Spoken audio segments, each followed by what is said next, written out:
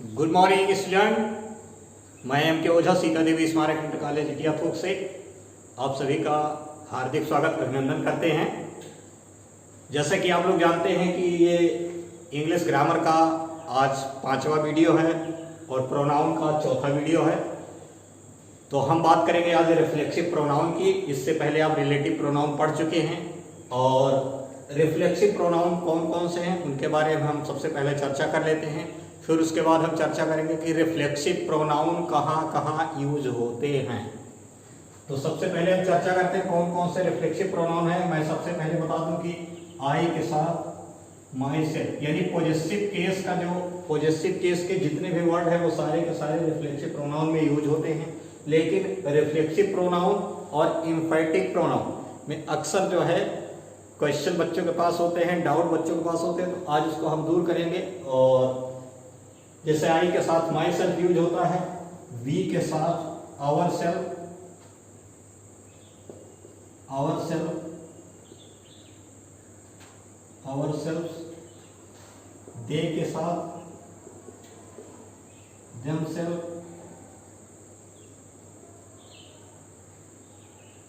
You के साथ आप जानते हैं यू के साथ योर सेल्फ और देयर सेल्फ और देम सेल्फ, देमसेल्फ, और ही के साथ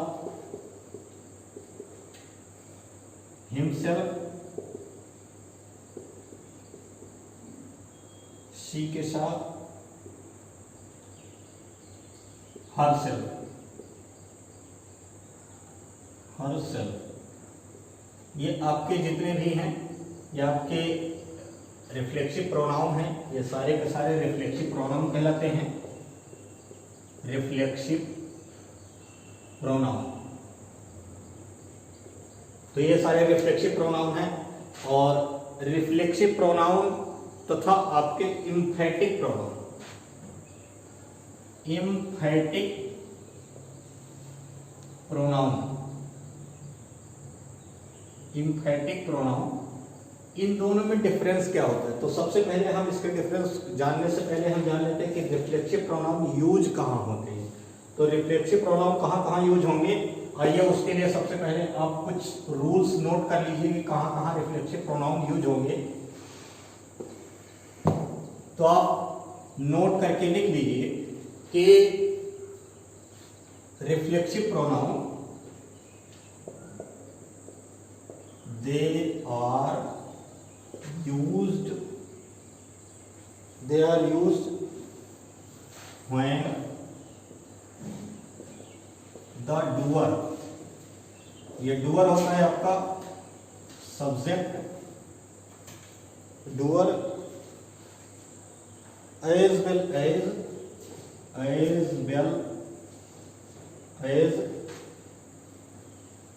the receiver,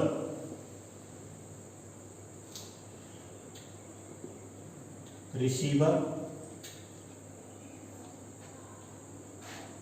in the same person, same person। कहने का मतलब है कि जहां पर भी रिफ्लेक्सिव प्रोनाउन वहां पर यूज होगा जहां पर आपका डूअर और रिसीवर, ये रिसीवर आपका ऑब्जेक्ट है, रिसीवर आपका ऑब्जेक्ट है, ऑब्जेक्ट, और आपका डूअर जो है सब्जेक्ट है, यानी कर्ता जो वर्क करता है वो, और जो रिसीवर है यानी ऑब्जेक्ट है, ये दोनों जब एक ही हो, ये दोनों जब एक ही हो, यानी एज ए रिफ्लेक्सिव प्रोनाउन जहां पर भी हम himself, herself, myself, ourself ऐसे सेंटेंस, ऐसे वर्ड का यूज जहां किया जाएगा एज ए ऑब्जेक्ट के रूप में, एज ए ऑब्जेक्ट के रूप में, यानी वही आपका ऑब्जेक्ट हो और सब्जेक्ट एक ही हो, तो वहां पर आपका क्या होगा, रिफ्लेक्सिव प्रोनाउन होगा। आइए एग्जाम्पल के तौर पर देख लेते हैं कि कहां पर रिफ्लेक्सिव प्रोनाउन होगा और कहां पर रिफ्लेक्सिव प्रोनाउन नहीं होगा। तो एग्जाम्पल के तौर पर देख लेते हैं। सबसे पहले हम समझाते हैं आपको। तो एग्जाम्पल के तौर पर जैसे आपका है I introduced him to the manager, और दूसरा आपका है आपका example, I introduced myself to the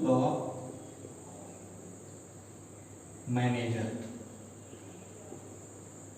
तो ये आपके एग्जाम्पल सामने हैं। यहां पर देखिए, एक आपका ये सब्जेक्ट है यानी डूअर है, और ये एक आपका रिसीवर है यानी ऑब्जेक्ट है। तो दोनों अलग अलग है। मैंने पहले कहा, यहां पर देख लीजिए कि जहां पर सब्जेक्ट और रिसीवर यानी ऑब्जेक्ट सेम पर्सन हो, जहां पर सब्जेक्ट और ऑब्जेक्ट आपके सेम पर्सन हो, वहीं पर ही क्या होगा, रिफ्लेक्सिव प्रोनाउन यूज होगा।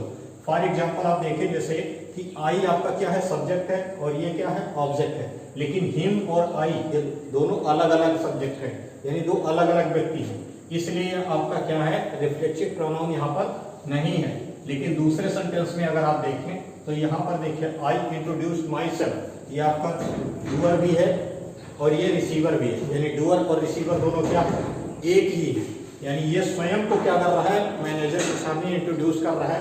तो इसलिए आपका यहाँ पर ये क्या लगेगा, माई सेल्फ। दूसरी चीज, आई के साथ माई सेल्फ लगता है, ना कि हिमसेल्फ लगेगा, ध्यान रखिएगा। आई के साथ हमेशा माई लगता है, हिमसेल्फ नहीं लगेगा। हिमसेल्फ अगर आप लगा देते हैं तो आपका आंसर गलत हो जाएगा। अब आइए चर्चा करते हैं कि कहां पर आपका रिफ्लेक्सिव प्रोनाउन होता है, कहां पर इम्फेटिक प्रोनाउन। इम्फेटिक प्रोनाउन में क्या अंतर है, what is the difference between reflexive pronoun and emphatic pronoun. तो सबसे पहले आपको मैं बता दूं कि रिफ्लेक्सिव प्रोनाउन कभी भी एज ए नाउन यूज नहीं होता। रिफ्लेक्सिव प्रोनाउन कभी भी एज ए नाउन या एज ए सब्जेक्ट यूज नहीं होता। दूसरी चीज, इम्फेटिक प्रोनाउन जो होता है वो मैंने आपको बताया कि emphatic pronoun as a subject use हो सकता है, जबकि आपका रिफ्लेक्सिव प्रोनाउन कभी भी एज ए सब्जेक्ट यूज नहीं होता है। फॉर एग्जाम्पल देखते हैं कि आई राम, पहले आप नोट करके लिख लीजिए कि reflexive pronoun as a subject use नहीं होगा, और आपका इम्फेटिक प्रोनाउन जो है, इम्फेटिक प्रोनाउन आपका सब्जेक्ट यूज हो सकता है, एज ए सब्जेक्ट यूज हो सकता है, यानी ये आपका एज ए सब्जेक्ट यूज हो सकता है। फॉर एग्जाम्पल आप देख सकते हैं कि यहां पर आप देखिए कि Ram and my self, Ram and my self will do the work।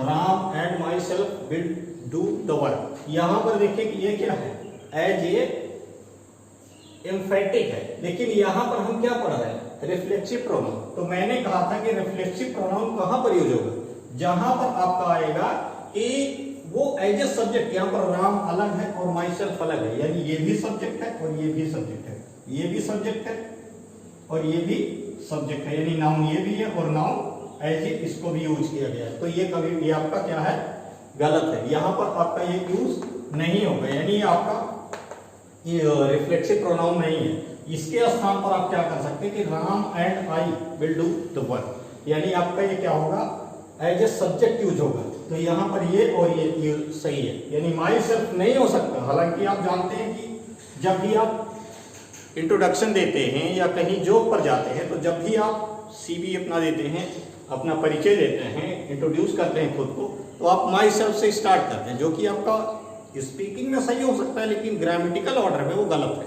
इसलिए आप ध्यान रखना है यहाँ पर कि Ram and I will do the work, यहाँ पर माई सेल्फ नहीं होगा। Is it clear? तो ध्यान रखिएगा या आप इस बात को कि कहीं भी reflexive pronoun and A subject use नहीं होता है।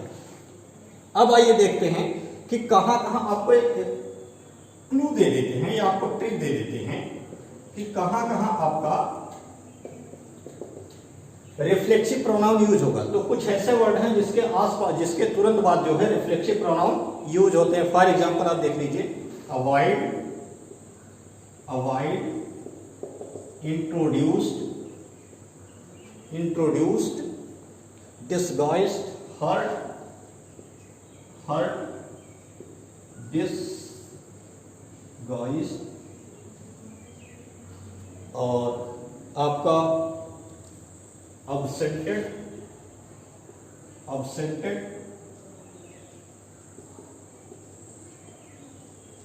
disguised,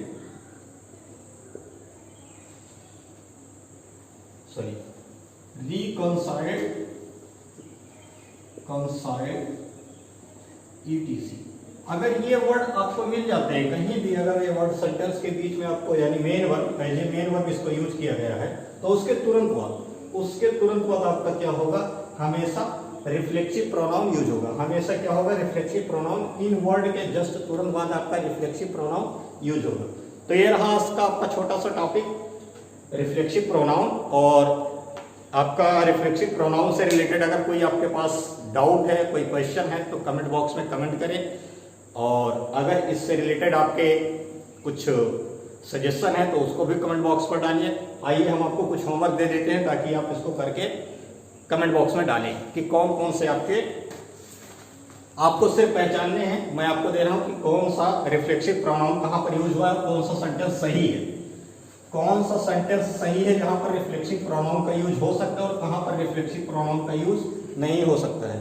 तो ये आपका सबसे पहले है कि he hurt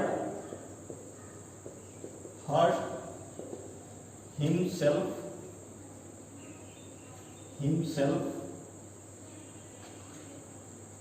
while playing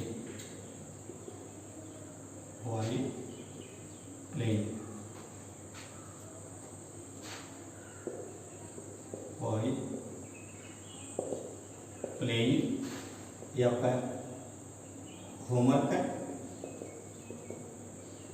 और सेकंड आपका है he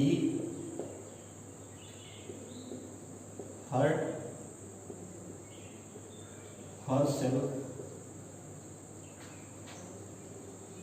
while playing।